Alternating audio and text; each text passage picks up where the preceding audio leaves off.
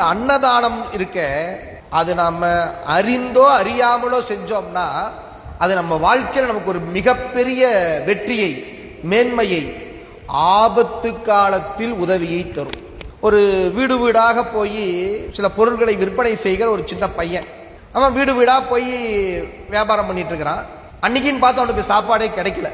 அதனால அவன் என்ன பண்ணா, அப்படியே ஒவ்வொரு வீடா போனா. ஒரு வீட்டில் ஒரு சும்மா இருந்தாங்க, அவங்களும் ஏழை, பார்த்தாலே தெரியுது.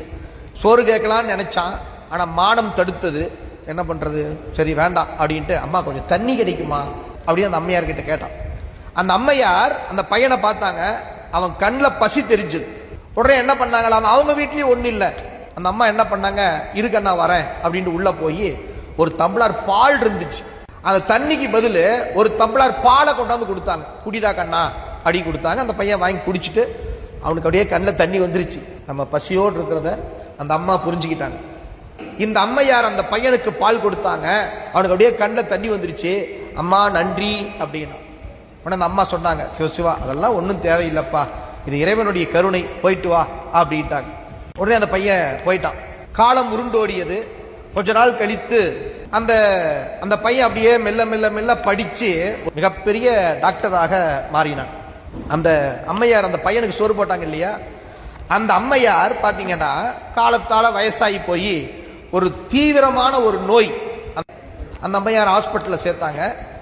அந்த ஹாஸ்பிட்டலில் இந்த பையன் டாக்டராக இருக்கிறான். இப்போ அவங்க அந்த அம்மா ஹாஸ்பிட்டலில் சேர்த்தியாச்சு.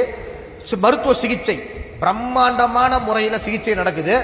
பெரிய செலவு, 10 லட்சம் ரூபாய் அந்த அம்மையாருக்கு செலவாகி போச்சு.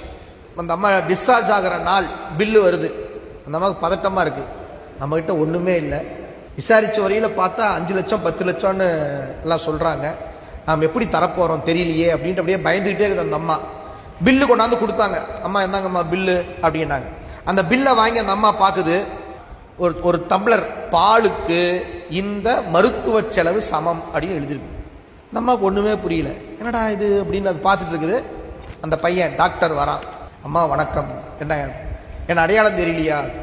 இல்லையேப்பான், ஒரு 15 வருஷம் 20 வருஷத்துக்கு முன்னாடி நான் ஒரு முறை உங்கள் வீட்டுக்கு வந்து தண்ணி கேட்டேன், நீங்கள் பால் கொடுத்தீங்க.